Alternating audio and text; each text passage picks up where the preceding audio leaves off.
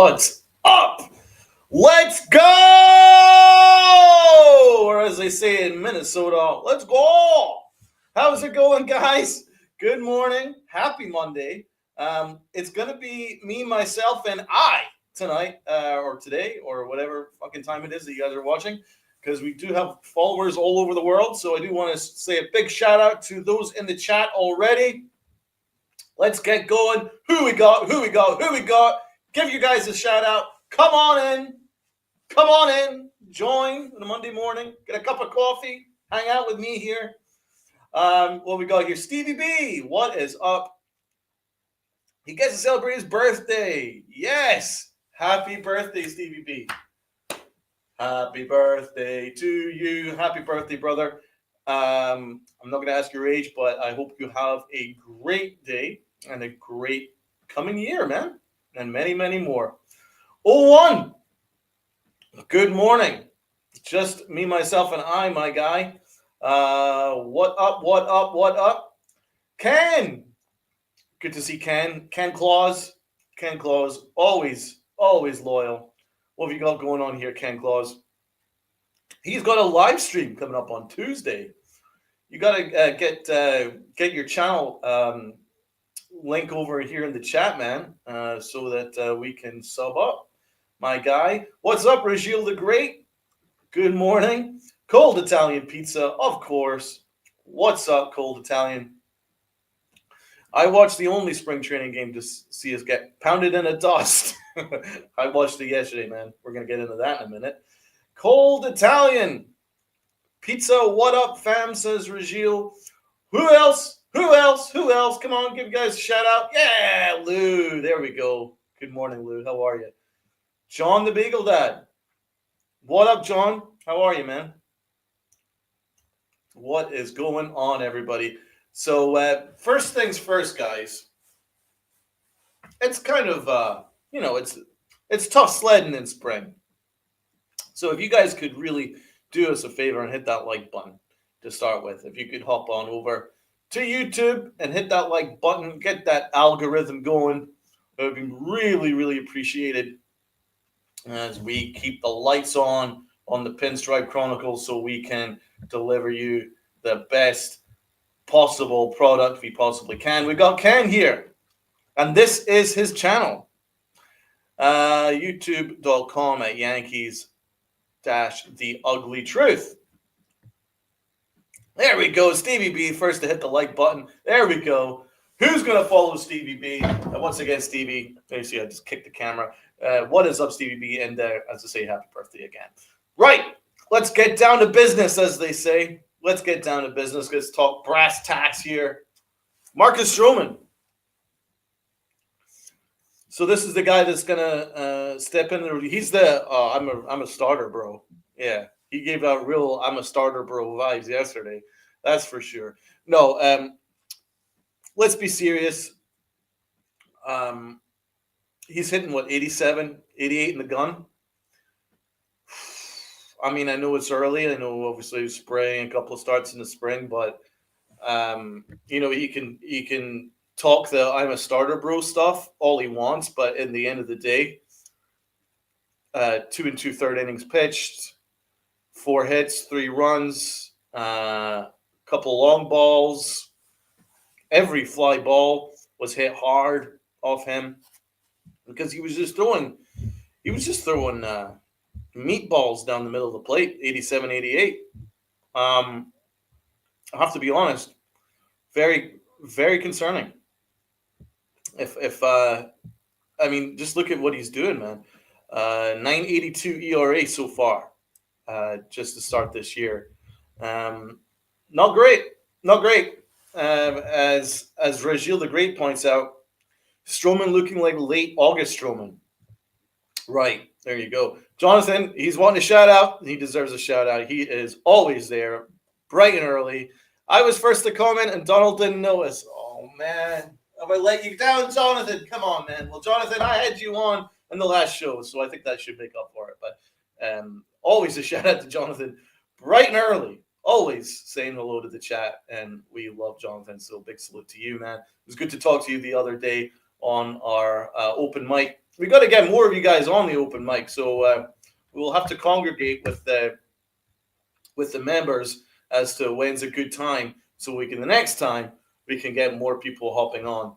CWE saying it's just spring training. No, I get it, but you can only go with what you see, and obviously, I have to be honest, I'm not seeing anything different than what he's already through last August.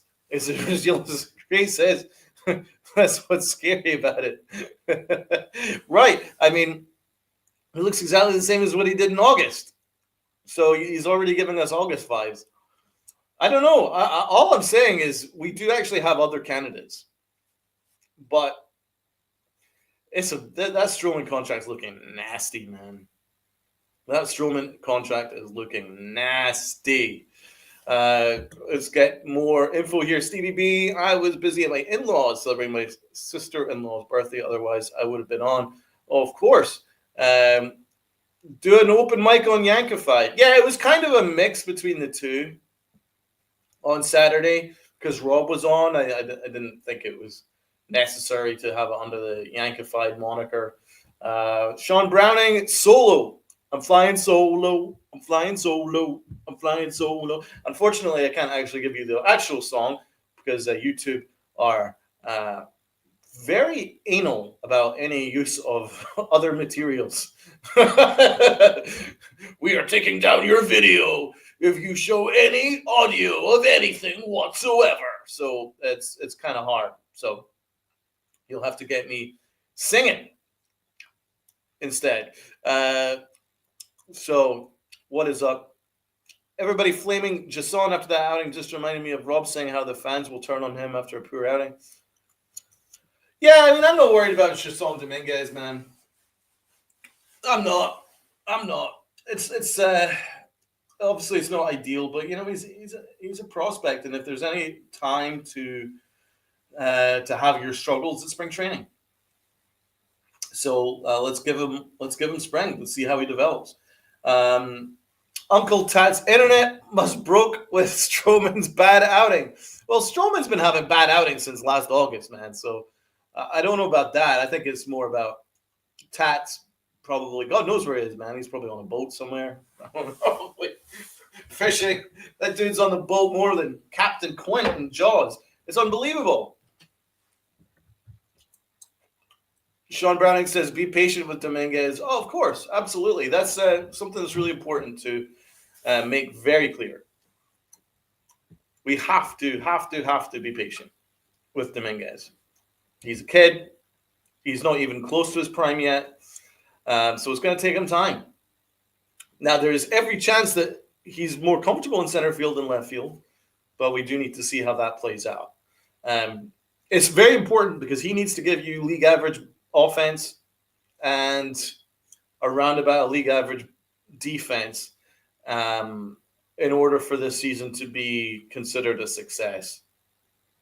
I think if he has a below average year, then this Yankee offense is in a lot of trouble, especially with the Stanton news. Stanton news isn't great. If you're reading the tea leaves, Aaron Judge is talking mid-season. Stanton's guaranteed to be missing the start of the year. It's all very kind of murky. He left camp and went to New York for personal reasons, and then got his elbows checked out, and now he's getting kind of like some kind of treatment on his elbows. So we're gonna have to wait and see how that pans out. But it's probably gonna be a couple months with Stanton, and even if he does come back in May, you're almost guaranteed him having another 3 weeks injury with his lower half as well, because every year he gets a problem with his hamstrings. So, as Regil says, and I think everybody says, I'm definitely worried about this team's production without Big G. Oh, absolutely. So, let's bring it to you guys in the chat. Everybody hit the like button, first of all. We need to really drive that. But let's ask the chat, Who is your X factor for this coming Yankee year? For this coming season, not defense, not necessarily pitching. I'm talking offense. Who's our offensive X factor? I don't want to hear Aaron Judge. We know who Aaron Judge is. Aaron Judge is going to give you what he gives you, MVP caliber numbers. Aside from Aaron Judge, who is your X factor for this coming year?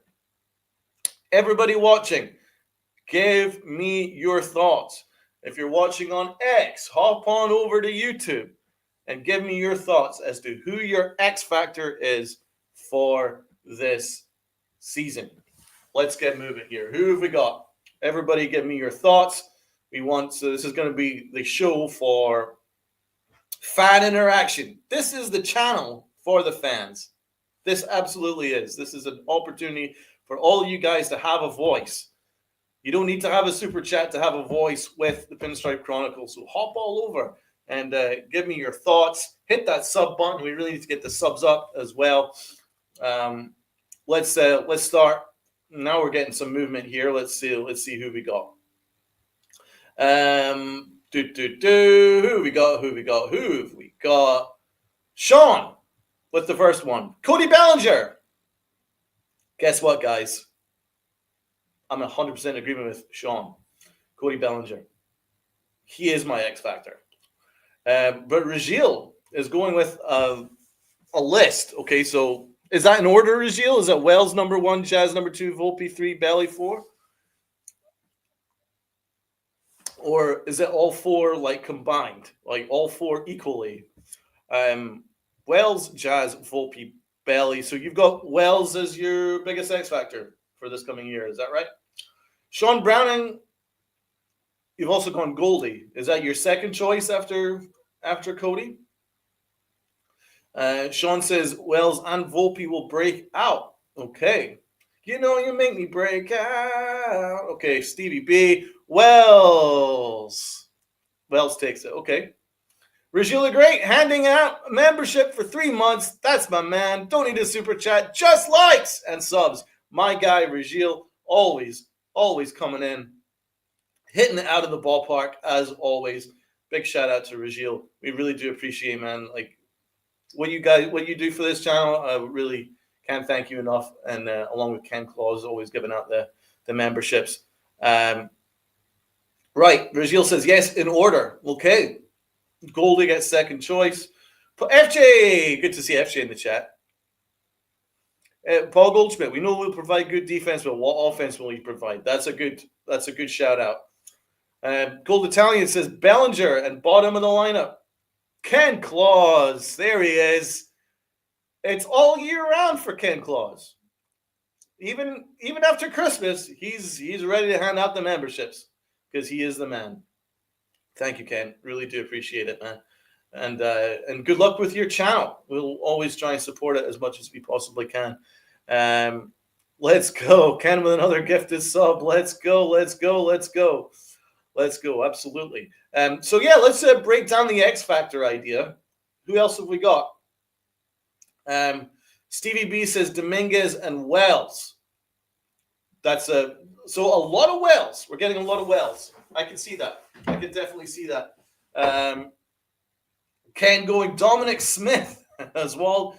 Oswald Peraza. Oh man, I love Peraza. I don't need to say Peraza's name without me getting standing up and shouting out on the rooftops for my man Peraza.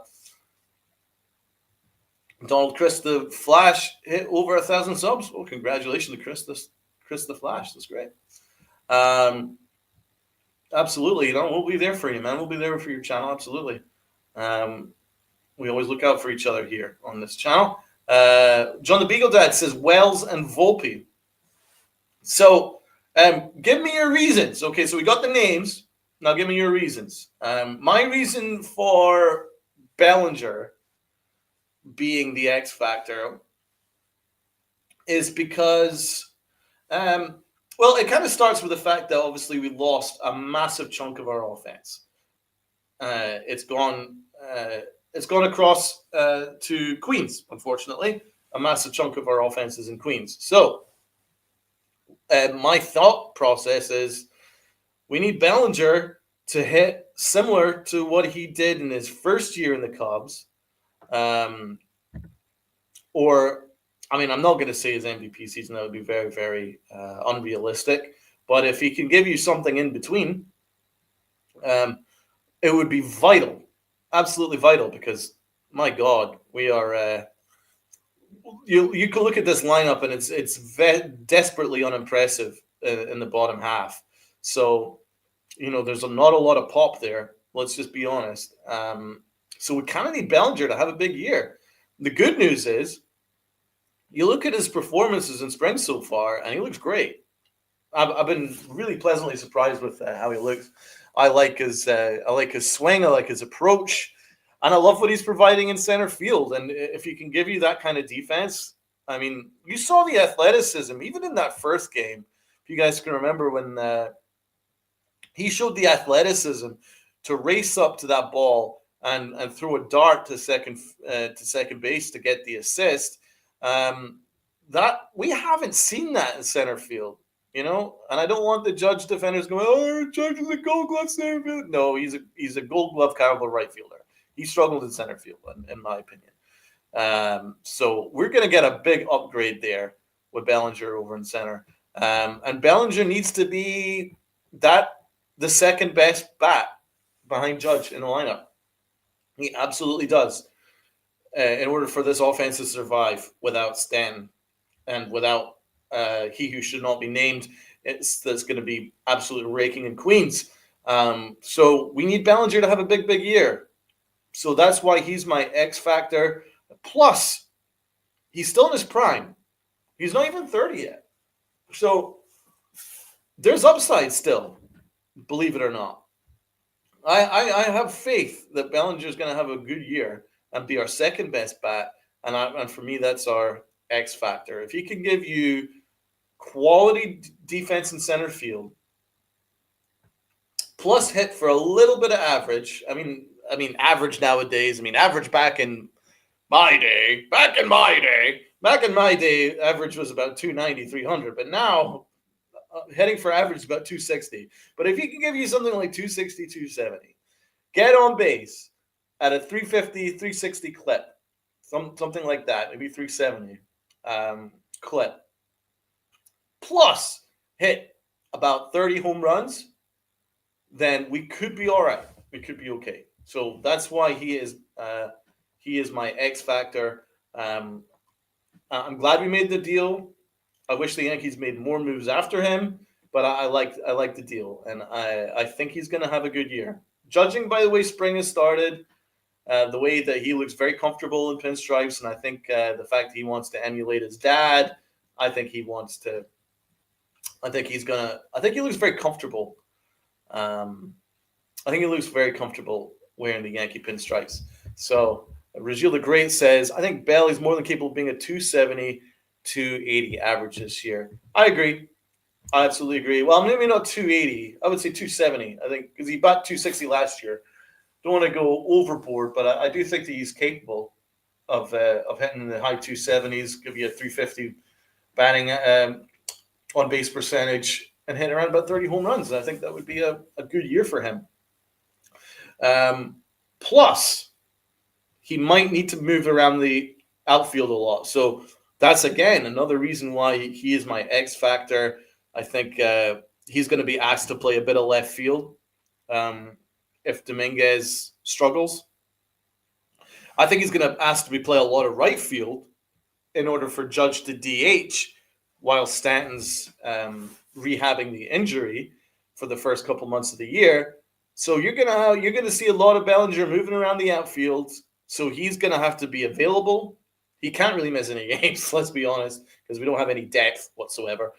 But that's another issue. There's a lot of pressure on him. That's why I believe he is our X factor, both offensively and defensively. Now, that's me. Who else? So there's a lot of guys going with Wells. Why for you would you say that Wells would be your X factor? And I'm not saying I'm disagreeing. I'm just looking for some chat, really. While I ask that question, I'm going to give a shout out to Anna Marie Ilbo. Good morning. God bless. God bless you too, Anna. Thank you so much for hopping on. Hope you're having a nice Monday morning, or as nice a Monday as can possibly be had. Rajiel is heading back to work. Salute to you. Thanks so much for hopping on. We'll talk to you soon. Rajiel does say before he left, we need Volpe to improve a few ticks in that batting. A few ticks? Like 50 or 60 points, bro. I'm not the biggest Volpe fan. Okay, who else have we got here? Who else?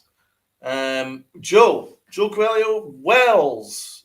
This is a good reason. Based on his poor finish this season on getting hit on the hand. That's true. He had to step back after he got hit in the hand. These little minor injuries can really affect a bunch of things without really, without making a big deal out of it. Sometimes they can have lingering effects, and that was the situation we had with Wells. Yeah, there's going to be a lot of pressure on Wells. I can see it because if you were to argue Wells, you could say we kind of need him to play 4 out of every 5 games because we don't have a backup catcher, unless one shakes out on another roster. We don't have a backup catcher, so there's going to be a lot of pressure on him. He needs to stay healthy, and he needs to be very productive. Not worried about his defense. His defense was already excellent last year. That was a big surprise because no one expected him to be that great a defender. He actually was, and in fact, he was one of the best pitch framers in the game last year. And if you look at all his overall metrics, it was just through the roof defensively. He's an absolutely superb defensive catcher. So we got that, and he's got the pop as well. We already know he's got the pop. He's got a really good offensive ability. So for me, I think he's a better prospect than Volpe. I know. It's not a popular take, but I think he is. I think he's got a higher upside. So I could definitely see why he would be the X factor. I could maybe have him as my second biggest offensive X factor because, again, he needs to play 4 out of every 5 days because we don't have any depth at catcher. I mean, if he goes down, then you're looking at JC Escara and the Little Sisters of the Poor at catcher. And that's not great. Not great at all. We've got 0 depth at catcher. So Wells needs to be healthy, and he needs to be productive, and he needs to probably play 4 out of every 5 games, to be perfectly fair, because, again, the Yankees have no depth. So Escara or Jackson for backup catcher, or Rice. FJ says Rice will be the backup. I don't really like Rice as a backup catcher. I don't think I think he's a mediocre receiver of the ball behind the plate, and he's not got a great arm behind the plate either. Not too high at him as a backup catcher. I like him as a backup first baseman, and I like him as the most likely DH that will be getting a lot of at-bats while Stanton is injured. That's what my prediction so far. Shed Perone, sounds like you're trying to convince yourself that the Yankees are going to do good. It depends on how. If he does not go get a JD that's available now, it's going to be on the boss's shoulders. Well, salute to you, Perone. Am I trying to convince myself?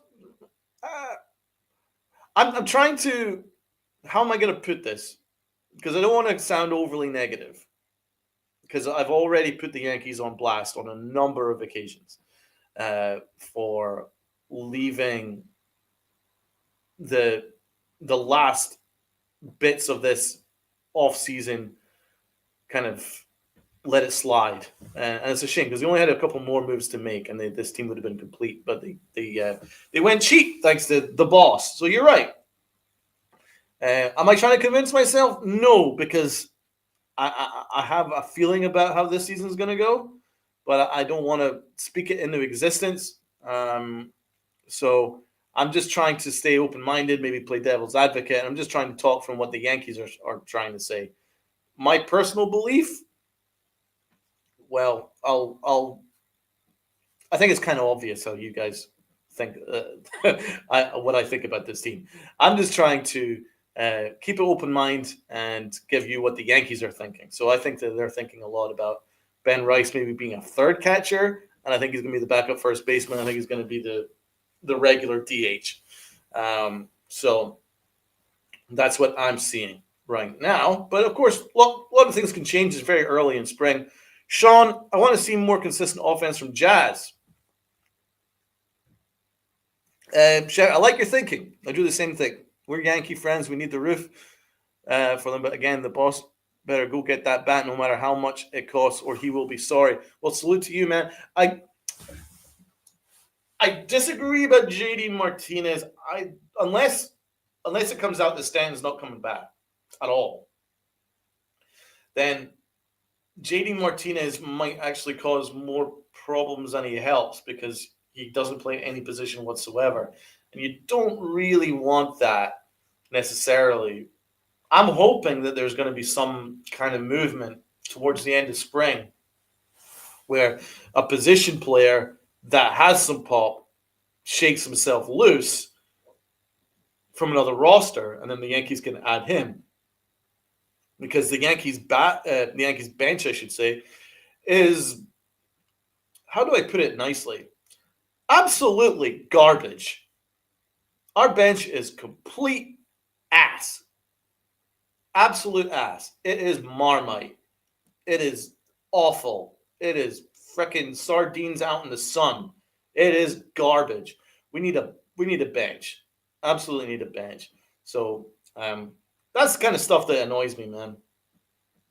You know, and that's why, I mean, I have gotten some blowback from fans saying that I'm negative or whatever. No, all I do is I hold the Yankees to the same standards as they should hold for themselves, because that's what the organization prides itself on.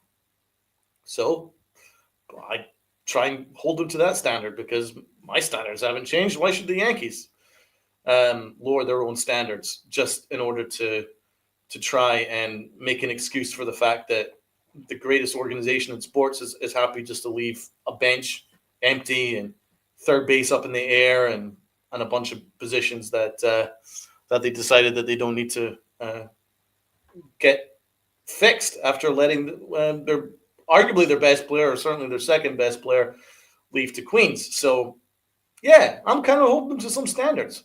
Absolutely. And I'm not going to apologize for that. So they need a bench, so they definitely need a bat. I'm just not sure whether Martinez is that bat. I think they could. I'm hoping that they are scouring to see who's going to shake loose, or maybe they're going to make a trade, something that can help. There has to be something more. Another option is Iglesias and James McCann. Ken is spot on here. I mean, it's almost a no-brainer. Both those moves are no-brainer, and Hal should not be holding the Yankees hostage with that. And I mean, as I say, I think Brian Cashman has done the best he possibly could under the circumstances of this offseason. I'm not going to give him a pass for previous offseasons and previous years, which is the reason why our misallocation of funds and poor roster building has led us to this position. But if I'm looking purely at the square lens of this offseason, he really only had about $60 million to play with, right?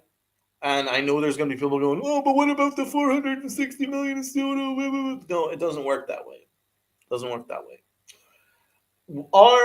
If you looked at Fangraphs, we were up about 233, 234 once Soto went to Queens. We had about 234 in the bank, right? Now, you consider the fact that 301 was our limit, our unspoken limit. That gives you about 60, 70 million to play with. And when you think about it, Cody Bellinger, Max Fried, acquiring Williams, and heck, even Goldschmidt is not bad business. Not amazing business, but decent business. Very decent business considering the circumstances. Now, should they have done more? Yeah, but I don't know necessarily whether that's Cashman's fault. I think it's Hal Steinbrenner. I don't. Hank Steinbrenner, rest in peace, would never ever allow to hold the Yankees hostage. He would never have held the Yankees hostage over this 3-1. He absolutely would not have. He'd be like, "We're trying to win championships here, so whatever you need to do, we're doing," and that's the kind of shit that we need, honestly. So yeah, I put most of this on Hal Steinbrenner, and I don't care if it costs me box seats at Yankee Stadium. I don't care. I'm going to tell you the truth. I'm speaking from the heart. So let's get back to business. Shit says I'm happy they're sticking with Peraza. Peraza is going to shock a lot of people. He's going to have a decent year. Absolutely, bro. I love Peraza, but guess what? The Yankees don't like Peraza. I know that.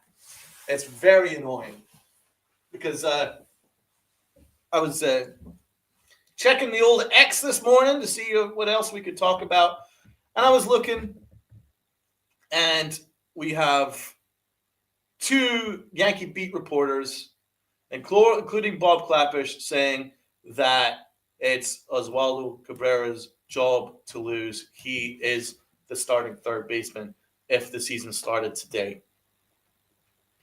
And while I'm not angry about it, certainly not disappointed about it, and I can see why, but then you also look and say Peraza's having a better spring.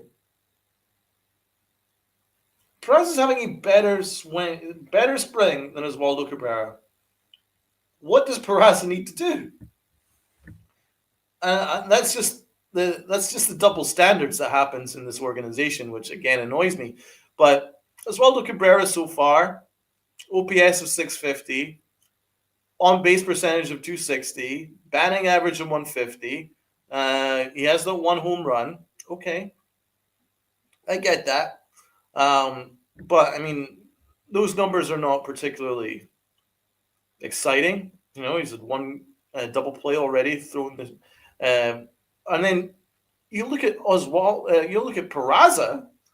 He's giving you a 718 OPS, so he's already like 50 points better OPS wise. His slug is up to 333. His on base percentage is almost 400, as opposed to 260. And his batting average is 333, as opposed to 150. Now, he doesn't have the power, but I'm sorry. if I'm having the choice between those 2 numbers, you go with Peraza. Plus, Peraza's a better defender than Oswaldo Cabrera. But the Yankees don't like Peraza, and I don't understand why. I really don't. And then you ask the question, what does Peraza have to do for the Yankees to like him? What does he have to do?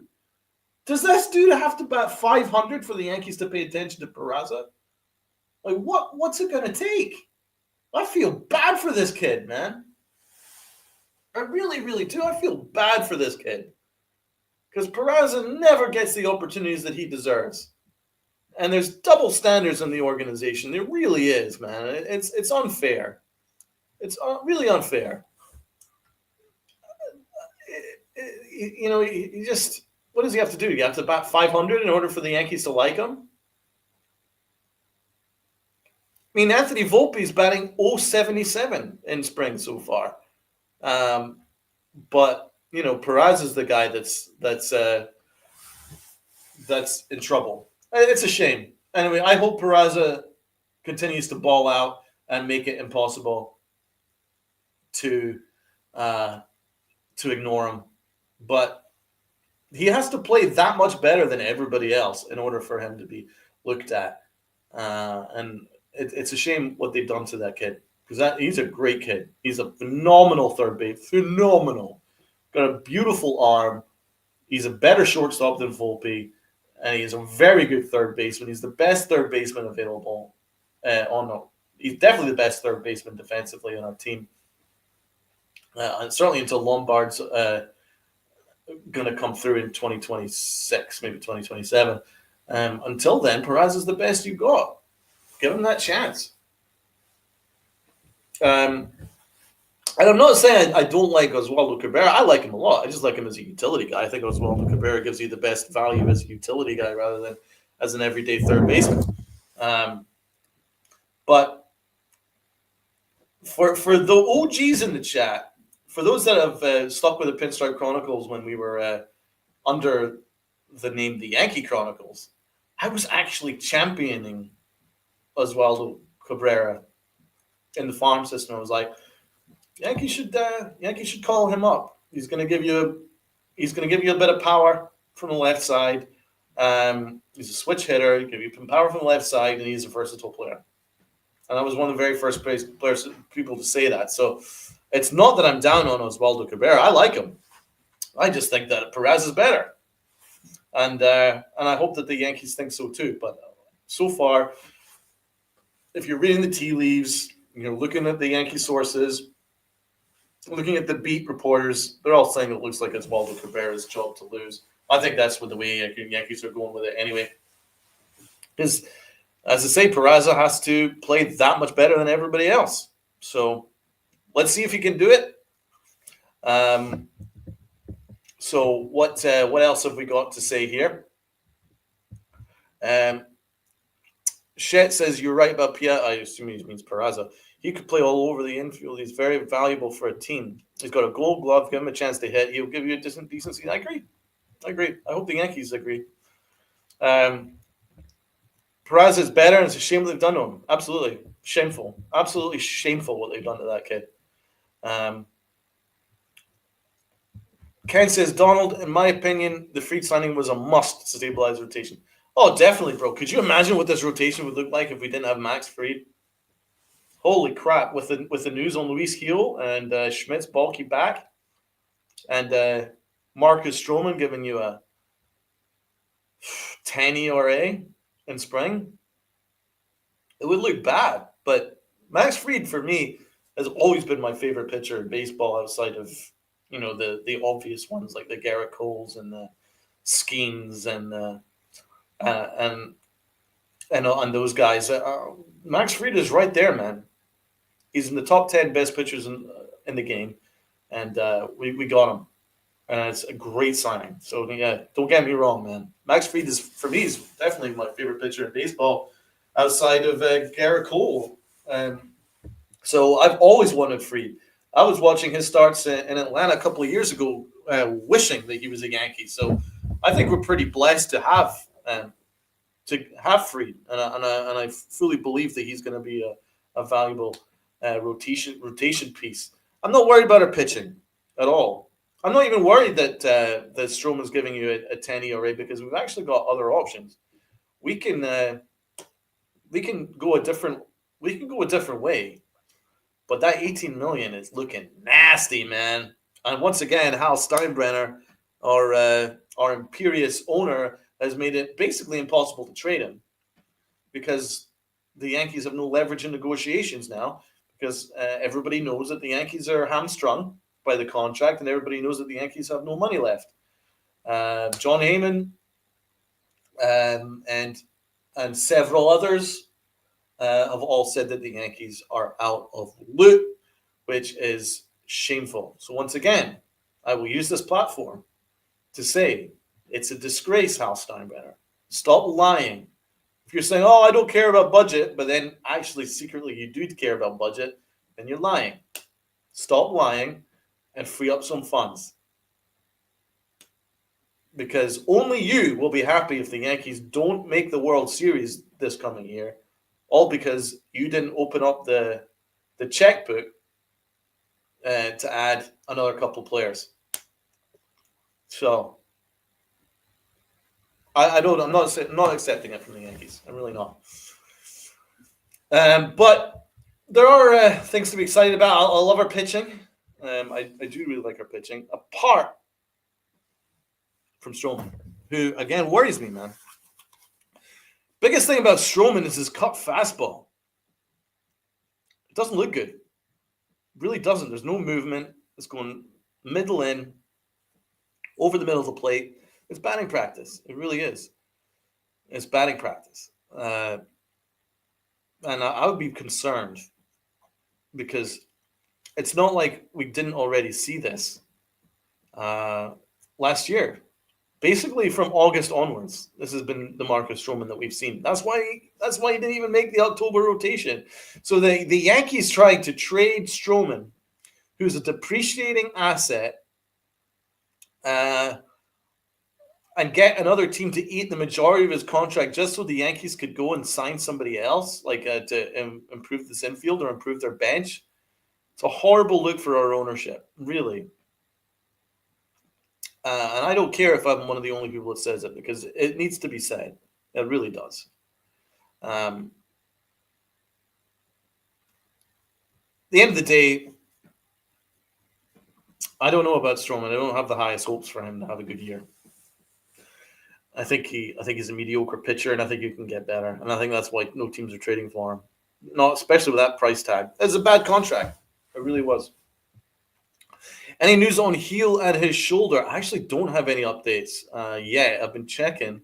Let's have a look and see if there's any more news on that. I don't think there is. Maybe we'll find out later today, because MRI results tend to take 2-3 days, and then you obviously have to go through it with the doctors, and then release whatever information you want to allow to have released. It's obviously not ideal where we're at with the Luis Heel stuff, because we kind of need our pitching to be brilliant in order to make up for our light hitting. Is Stroh turning into Sonny Gray? Actually, no, because Sonny Gray was actually in his prime, and he was excellent. Unfortunately, he just couldn't pitch in New York, because after Sonny Gray left, he went back to being Sonny Gray again. Stroman, if he leaves, isn't going to suddenly turn back into the Marcus Stroman that was good in the Mets. It's not going to happen.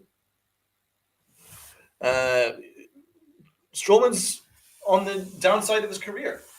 Yeah, he'll give you maybe the odd 4.50 ERA, but I mean, you can't throw 87, 88 mile an hour cut fastballs right down the middle of the plate, especially not to really good hitters like the Braves have. The Braves have a fantastic offense. I love that Braves team, and he got what he deserved throwing batting practice down the middle of the plate. So yeah, it's not ideal if he's going to be your fifth starter, and that's why I'm thinking let's consider giving other guys a chance. What about Will Warren? I mean, I wasn't the highest on Will Warren, but he's turning heads so far in spring. I'm not sure whether Cookie Carrasco would be any worse than what Stroman's given you. And then there's other options as well. We actually do have a little bit of depth. Cashman gave Stroman that ridiculous contract. It was a ridiculous contract. I have to say, I hated it at the time. I was like, this cannot be our only move. This can't be it. Especially if it was a 1-year deal, I'd been fine. But the fact is, 2 years plus an option is nigh on negligence, to be honest. And it's come back to bite us in the ass, because it's not a desirable contract. So it's certainly not ideal at all. Let's have a look and see about some of the other pitching options if we were to give the fifth starter spot to someone else. Say if Clark Schmidt misses a couple of starts early on with that bulky back. I'm not saying that's going to happen, but what about Cam Schlittler?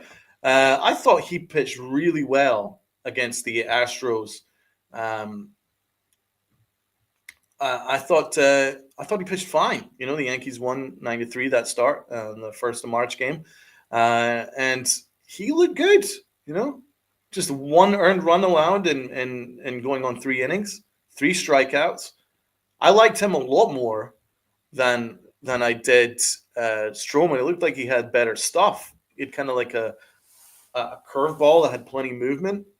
I would definitely look to consider him. I just think that we're in a tough spot with this Stroman thing because we kind of have to have him penciled into the rotation. Um, but uh, but I don't know whether he's going to earn it. He looks terrible. Cam Schlittler has looked really good. That's it. I agree, man. I agree, Ken. Absolutely. He surprised me. He definitely has surprised me. And there's some other options as well. I like um, I like Beater as well, but I think the Yankees want him out of the bullpen. But you could possibly stretch him out as a 5 inning guy. I like Clayton Beater a lot. So I think there's other options, and I think they're better options than Marcus Stroman at this stage. But it's important not to overrate spring starts because often in spring, that's not your full arsenal. You're just focusing on a pitch, um, and a lot of it is about health, and a lot about it is just to build up your durability, and then you ramp up your stuff. So maybe not to excuse it, but it's possible that Stroman was just focusing on that cut fastball because he was throwing that a lot yesterday. Maybe that's what they were focusing on. Unfortunately, it just didn't work, and it got absolutely tattooed by the Braves. That's a possibility, but we'll have to wait and see. I personally don't have the highest expectations for him. Shet agrees that Will Warren should get a shot. Will Warren and Cam Schlittler deserved a legitimate shot. I agree. Absolutely. Will Warren, it looks so much better than he did last year. Like, it's not even funny. Plus, he's got upside. So I hope that the Yankees aren't loyal to a bad contract because you've seen what that's done with DJ LeMahieu. So we have got plenty of people in the chat. Hit that like button if you haven't already done so. Hit that sub button if you haven't already done so. We're trying to climb up. Obviously, there's not a whole heap of a lot to talk about in spring. So I'm open to any suggestions. This is your hour, guys. This is your opportunity to give your thoughts so we can get a proper interaction. It's fun to do. As I say, this channel is for the fans. Absolutely. This is one of the only channels out there that's just focused on giving our fans and Yankee fans a voice. And all your support would be much appreciated. So you guys could hit the like and sub button and become a member if you haven't already done so. So, yeah, no, we've talked about X factors. I like a lot of what you guys are saying. I like the fact that Wells is considered an X factor. I agree with that. My X factor is Bellinger for the reasons given. But there's other options as well. Maybe Goldschmidt could be considered an X factor. The only thing I would say about Goldschmidt is that because he's 38, there's not really much upside there. So if he just gives you a good year, then you'll take that. I'm not sure whether that would be considered an X factor. Sunil's asking where the panel is today. I'm not sure what Uncle Tats is doing. Maybe he's on a boat. God knows. I'm not sure what he's doing. And Rob has some stuff to attend to. But we send our love to Robinho. We miss Robinho, and we hope to see him soon. And Uncle Tats, hopefully he comes back soon as well. He had some things to do, so I'm happy to fly solo today. And yeah, let's get into the rest of the show. Got a few more minutes to talk about some stuff, so let's go and do that. There's other guys to talk about. There's plenty of guys that have actually had a pretty good spring so far.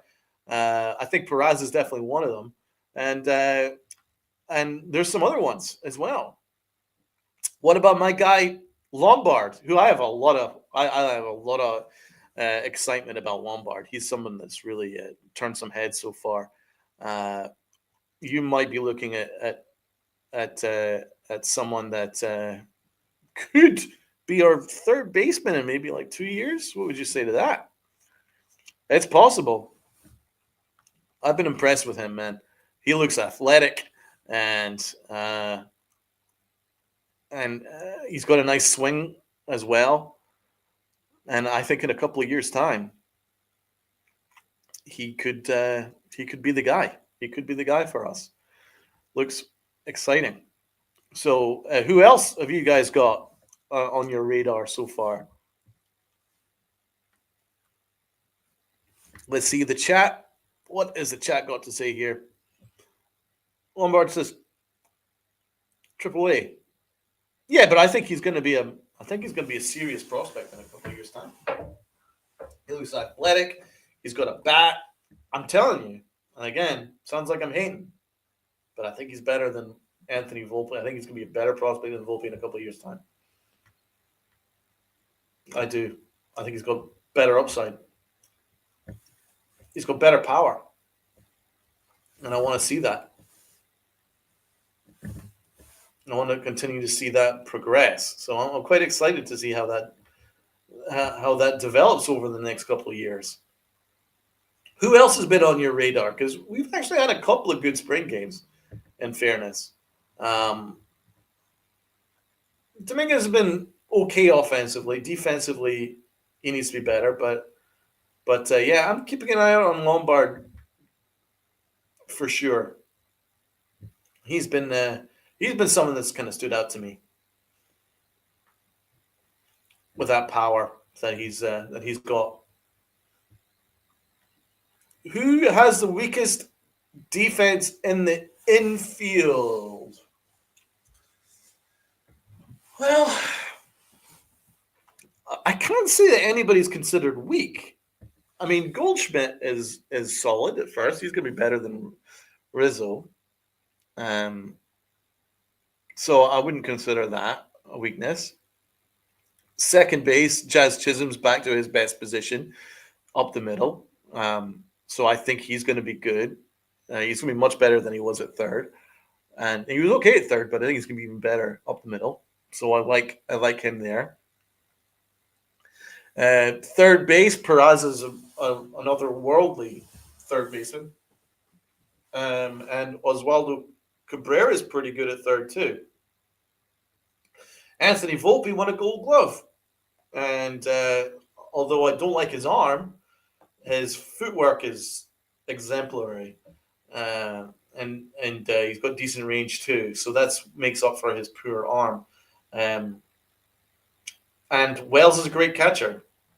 So I don't think we have a weakness in the infield. I really do. I don't think the only weakness I can think of is Anthony Volpe's arm at short. I don't like it, but as I say, his other attributes make up for it. But yeah, we're actually good shape for once. Our infield defense is a strength. But that was a good question, Lou. Appreciate it. JC Escara's got potential, but hasn't got much consistency. Yeah, I don't really like our backup catcher options, but I like Escara the best of the other names. Even though there's not that many names, but I think he's the best backup catcher option. I think he probably makes the team. Probably, but it can change. Arias has been throwing the ball all over the place. I like Arias. I think he's got potential as well. As I say, I'm quite happy with a lot of the performances in spring so far. There hasn't been too many problems. I've seen some nice things from Pereira. Ben Rice looks good. So there's some things to be cautiously optimistic about for sure. But let's close it out with a little bit of reminder of what we had in the regular season.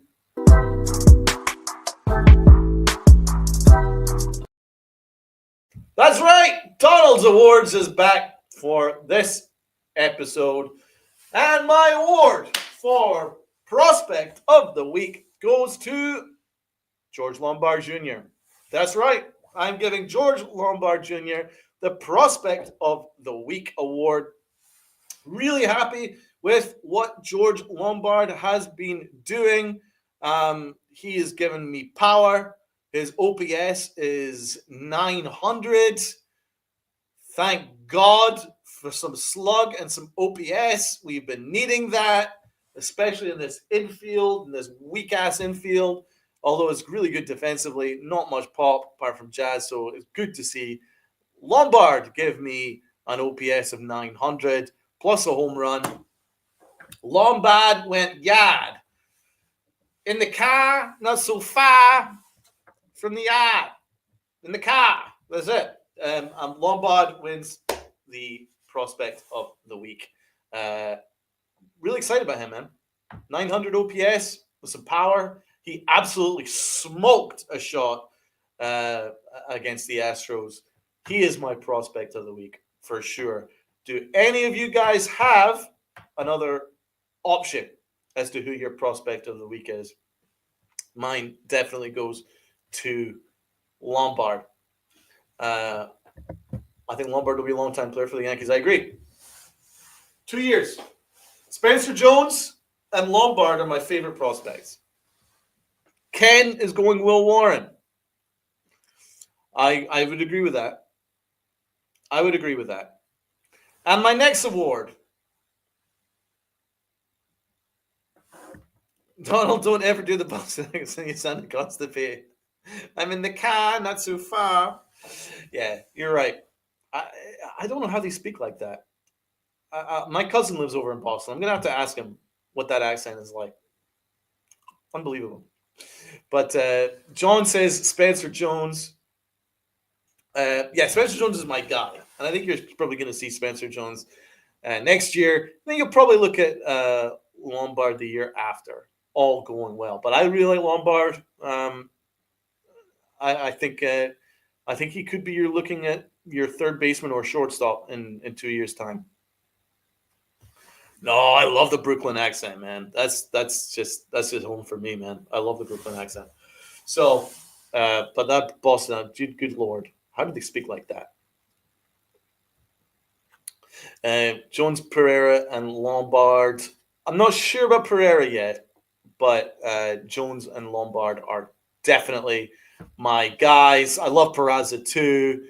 I'm not sure if he counts as a prospect because the Yankees have abused every single one of his options that he's now on his last possible option, but he would be there as well. I would definitely say that at the moment, my prospects to keep an eye out on is Lombard and Spencer Jones. So who else? Steele says he likes Austin Jackson, that catcher we got in the Trevino trade. Well, he doesn't really hit. But we'll see. We will see. So that's my prospect of the week. The next award, the Now You See Me, Now You Don't award, goes to DJ LeMahieu. That's right. He took 2 swings. He went, I'm cooked. See you next year. Good Lord. Good Lord. Please retire. Please. Because the Yankees want you in your team, but you can't do it. And I know you can't do it. You know yourself you can't do it. So please retire. And it's just an embarrassment. I love the guy. I say I've got his jersey in my closet, but good Lord, he's cooked. The absolutely I'm cooked award. Dude, he struck out in his first at-bat on a pitch that was about a foot above the strike zone. And he swung about a minute too late. That dude looks cooked. Did you see Boone's reaction to DJ's injury? It really might be the end for DJ. I hope it is, man. I hope it is. And it's a shame. I don't want to pile on the guy because it sounds like I have any issues with him. No, I love the guy. What he did in 2020, 2021, 2022, the home run, and the Astros, the playoffs, the multiple MVP candidate seasons. I could argue that he probably should have won MVP back in 2021. I loved him. I love DJ LeMahieu. Um, if I met him, I would shake his hand and thank him for the years that he gave because he was wonderful, absolutely vital. He's a throwback player to an era. This is a modern era which um, doesn't rate contact hitters, doesn't rate guys that get on base, doesn't rate guys that hit for average, and he does all those things. And it just sucks that the injuries have destroyed his career and robbed us of a legit leadoff hitter. Because if this was the DJ LeMahieu that we all know and love, he'd be leading off this team right now, and we wouldn't really be worried about who's playing third base. Unfortunately, um, the injuries have caught up to him, and now he looks cooked. And I just have to be honest about it. And I think he probably deep down is honest about it himself. But yeah, he gets that award. Unfortunately, now you see me, now you don't. I'm not sure if you're going to see him again. Picked up a calf injury. I'm not sure when he's due back or if he's due back or what's going to happen there. So another injury, another day, another injury for the Yankees. So it's almost made it assuredly that our third base combo will be Peraza and Cabrera. And unless there's a trade made, but we know Hal Steinbrenner, he doesn't want to do anything that would help this organization. So the next award, the Lemon of the Week award, I'm sorry, it has to be Marcus Stroman. Oh, I'm a starter, bro. Yeah. You're a starter that's giving me a 10 ERA in spring. So how about up the velocity on your pitches and try and avoid the middle of the plate next time. That would be lovely. So he gets that award. Any other candidates that you can think of? In your who else should I give an award to? Jake Boss is in the chat. Salute, Jake. What up? What up? What up? He loves I love DJ, but his lower body is shot. Facts, bro. Absolute facts. And actually, I actually didn't see Bryn's reaction, but he probably knows. He probably knows the reality too. Let's face it. But if there's one good thing that we haven't actually talked about yet as a podcast, and I've noticed this, we haven't actually talked about something that the Yankees did right. And I'm not talking about the beard policy. The beard policy is great. Salute. Love the beard policy. We've done a couple of shows on the beard policy. I think it's great. I've heard Michael K whine that, oh, this is what made the Yankees special. The beard policy made the Yankees special. No, what makes the Yankees special is the 27 championships. Winning. You could be the best of the best while having beards. I know I'm saying some crazy shit, guys. I know. But trust me.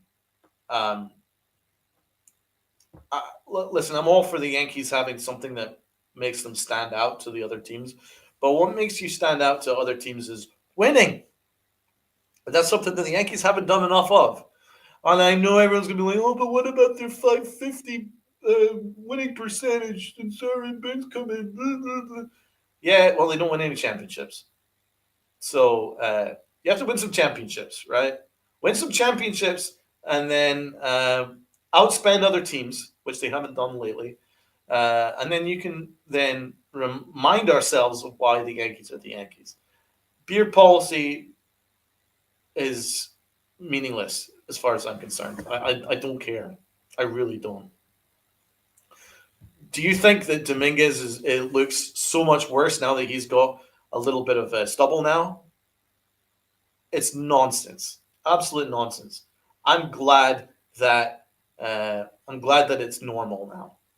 You know, what sets the Yankees apart from other organizations is their history, the fact that no other sporting organization in the entire country, in fact, the world, has the kind of history that the Yankees have. It's amazing.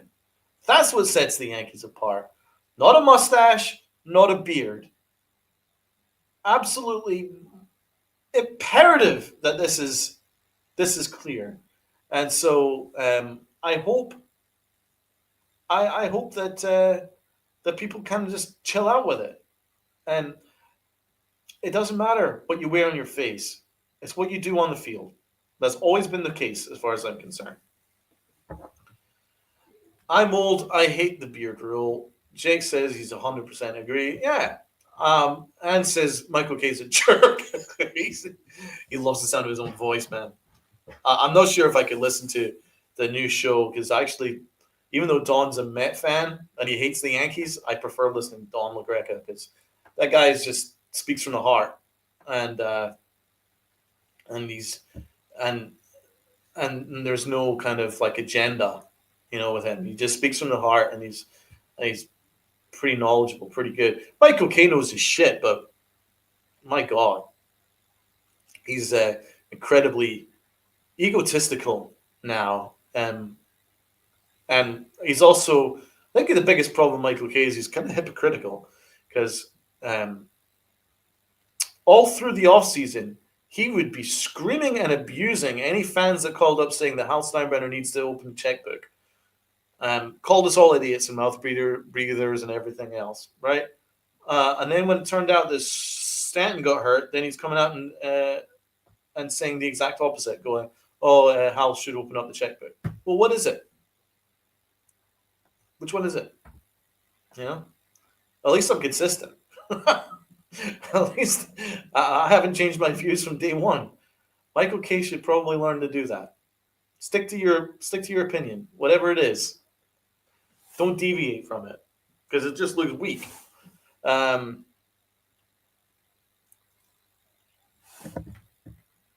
Marie, remember when people the Astros a dynasty? Are you kidding me? Not even a no way. Yankees have gone back to back. Well, absolutely. And that's the stuff that sets the Yankees apart from other organizations. The fact that we are the ones that had the active dynasty. I don't even count the Giants as having a dynasty. The Yankees are the dynasty. What they did, 96 and 98 with the greatest season of all time. 99, 2000, then going to the World Series again in 2001. And then going again in 2003. And then, I don't really count 2009 because it's a little bit outside, but it still involved Derek Jeter, so you could still argue 2009 as well. That is a dynasty. Imagine winning the World Series every single year, 98, 99, 2000, and going in 2001. Absolutely amazing, man. That shit is remarkable. And that's the kind of standards that the Yankees have. And that's what sets you apart. Not what you wear in your face, not the tattoos on your arm, not a little bit of ass hair on your chin. That shit doesn't matter. It should never matter. The Yankees could be the Yankees by reminding you of what their standards was. And they don't hold the same standards now because they make excuses for everything now. But back in the day, no other organization offers what we offer. We have Babe Ruth, Mickey Mantle, Lou Gehrig, Yogi Berra. Now you got Derek Jeter, Mo, Bernie, Tino Pettit, Rocket. I go on and on and on. That, Whitey Ford, that is what sets the Yankees apart. No other organization offers that depth of history. And it doesn't matter what you wear in your freaking face. So I'm glad that they moved on from it. It was outdated and unnecessary, and it's probably going to cost you players moving forward. And I think Williams just hated coming in, shaving his beard, and looking weird. And I'm glad that he came to the Yankees going, "Hey man, if you want the best out of me, I want to feel comfortable. I want to be comfortable here. I need to have a little bit of facial hair." So I'm glad that the Yankees amended it. And so although I'm railing against Hal Steinbrenner's budget, I have to say he's made two really good moves this offseason. The first move was that. The second move is definitely the music thing. We haven't talked about that yet as a pod, but I agree. I love that the Yankees changed the New York thing after a loss. I hated that. Um, Now I know that some people that maybe haven't gone to the stadium that much say, "Well, who cares?" Well, it was just a weird look because New York celebrates. It's a celebratory song. It's a song where you want to hug the person beside you and then start singing, start spreading the news. That's the kind of stuff that reminds you of the Yankees, right? New York, New York. So it is to play that after a loss was the weirdest thing. It just was like weird. So I'm glad they've changed that. There's other songs that you can play. That's Life is a very good alternative, and we roll. So I think it's the right call. Again, the Yankees hit it out the park. Is it a bit of a distraction from the fact that the Yankees aren't spending any money? Yeah, probably. But I think it's necessary changes, and I'm glad that they have a pulse on the organization because and the fan base because it was uh, weird. Pinstripe Chronicles. Well, good. They played that song after the World Series loss in 2001. I found it insulting. I agree. It is. I found it insulting. Um, Egyptian Musician 2001 was tough. Dude, I'm still not over it. I remember. Um, I remember waking. I remember when Alfonso Soriano. This is a reminder of the 2001 World Series, right? Uh, I remember waking up my dog, my dog Murphy. I was like, Murphy, the Yankees are going to win the World Series. Wake up! He's like, woof, right? So he was up, right? And then I ran up and I called my mom, and I was like, got my mom up, and I was like, Mom, the Yankees are going to win the World Series. The Yankees are up. Alfonso Soriano hit a home run. We got Mariano Rivera on the mound. We're going to do it. We're going to do it again. And I was like on my knees, just like praying. And then that was the worst inning in Yankee history. And then I cried. But I remember when Luis Gonzalez hit that pop up in the infield, and I knew Jeter was slightly out of position because he was playing in. And when he hit that pop up, I was like, ah, boom, and I shut the TV off. And I was like, no, I'm not seeing it. I wasn't gonna. And then I waited like 20 minutes, and I was begging that maybe I don't know, like the ghost of Mickey Mantle would fly in there and just catch that pop up in the infield. So I was, and then I turned the TV back on like 30 minutes later, and then I saw the Diamondbacks all celebrating, and I was like, that didn't happen. It didn't happen.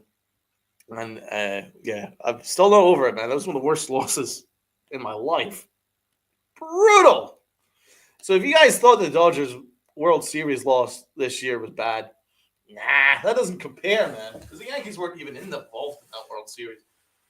2001, that's a loss. Worst loss ever. The city needed the win due to the tower attack. John, you were spot on, man. You were spot on. I remember my dad was in Seattle at the time, and he was watching it in a bar in Seattle, and he told me afterwards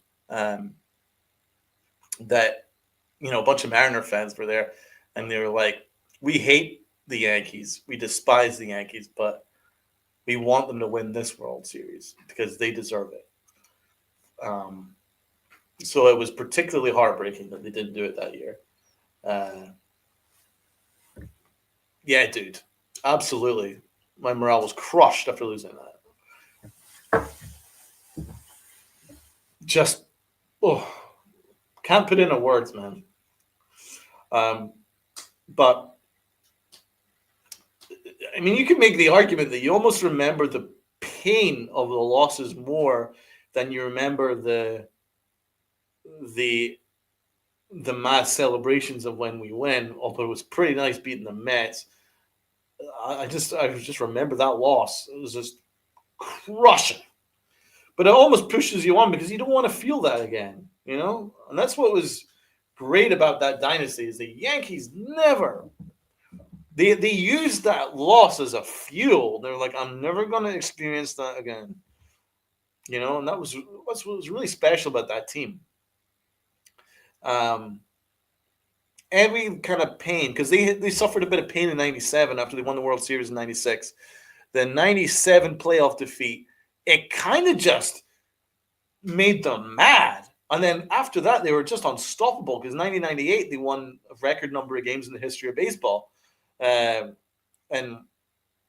they just destroyed everybody. And it was the greatest team of all time. So that's what it was, a special organization back then. Because now you fast forward to now, right? Fast forward to now, and the Yankees are making excuses for the Dodgers beating them. Listen to Nestor Cortez. Oh, we were the better team. We were the better team. If this happened, that happened. If this happened, if that happened, if this happened. Well, if the Red Sox didn't trade Babe Ruth to the Yankees, then Yankee history would have been different. So it's all if. I'm not interested in your ifs. And I'm glad you're not a Yankee anymore because I wanted you gone for a long time. So I'm glad Nestor Cortez is gone. If. Oh, we were the better team. No, you fucking weren't. You lost. So that's how things have changed now.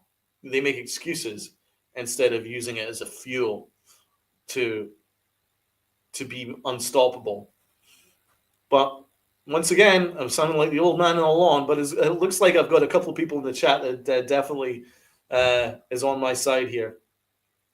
Egyptian pain leaves a mark. Oh, it does.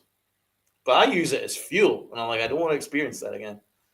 2003, the Yankees couldn't stop helping the Marlins. Dude, that was an infuriating World Series. But I think that the Yankees basically treated beating Boston in that incredible Game 7 as winning the World Series, because it was the greatest comeback in my lifetime. It really was. It was remarkable. And that comeback, the Aaron Boone home run, one of the greatest moments of my life. So I think the Yankees could have treated it as them winning the World Series because they just didn't really show up. I think they were exhausted. So Anne got a speeding ticket in 2009. Now that is badass. Were you listening to what was the song back then? Jay-Z, Empire State of Mind. That was it. Were you listening to that in the radio? That probably would have made me speed as well because that was cool.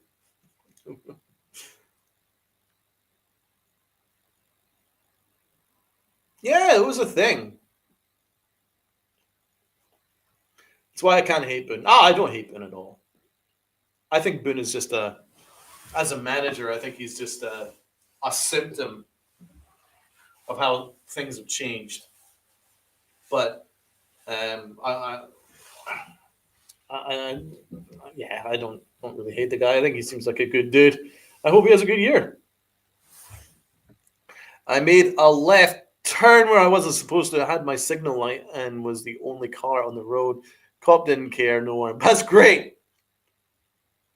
That actually happened to me once. Anyway, we're going way off. We're just having a chat, hanging out, having a cup of coffee. And it's been a pleasure hanging out with you guys. Just me, myself, and I, and this awesome chat. Awesome to chat to Anna and Sean and John, an Egyptian magician, and Jake Boss, and Jonathan, and Ken Claus, and Lou, and Sean Browning, FJ, Cold Italian, Joe Coelho, and Shed Perone, absolutely. Regil, Stevie B, happy birthday. Really cool to hang out with all you guys again. This was in Yonkers. The speeding ticket was there. I'm a White Plains native, so I know Yonkers well. As a kid, I went to the Yonkers movie theater to see Batman the animated series movie, Mask of the Phantasm, and I think I was what 12, something like that. So some I speed past old people. Hell yeah, absolutely. I've done that in Scarsdale a couple times. So I think we're. But Anna earlier in the chat was asking where my accent is from. It's a little bit of, well, my dad's Scottish, and I spend a bit of time in Scotland, but also I'm a White Plains native as well. So I've kind of got a mixture between Scottish and White Plains, New York. Amazing Batman movie. Oh, damn, Anna rocks. You're my friend, Anna. Salute to you. Good times. My first job was in Yonkers, telemarketing for Flu pipe cleanings. There we go. Back in the day. Salute. Salute to the Yonkers people. Yonkers. Sunil is wishing Stevie B a happy birthday. Where's our 5,600 and Uncle Tat cheesecake? No one knows, bro. I think he's on a boat. Dude is on a boat more than Quentin Jaws. I knew it. I predicted Scotland. There you go. There you go. When I was, let's see, I was at the Westchester Mall, and this woman asked me, "What is that accent?" I'm like, "Well, I'm from here." She's like, "No, you're not. What's your accent?" Well, all right, I'm from Scotland. She's like, "I knew it. I knew it." And she's like, "You should be proud of them, man. You should be like, represent. I'm from Scotland, motherfucker. Represent." So, all right, I'm representing. Salute to the Scots out there as well.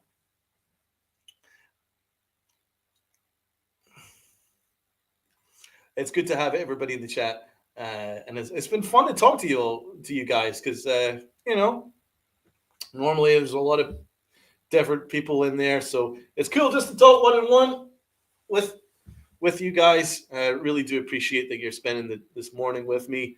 Accents are awesome. So are you doing? Oh, you're a sweetie. Thank you, Anna. Don't is in your Samuel L. Jackson.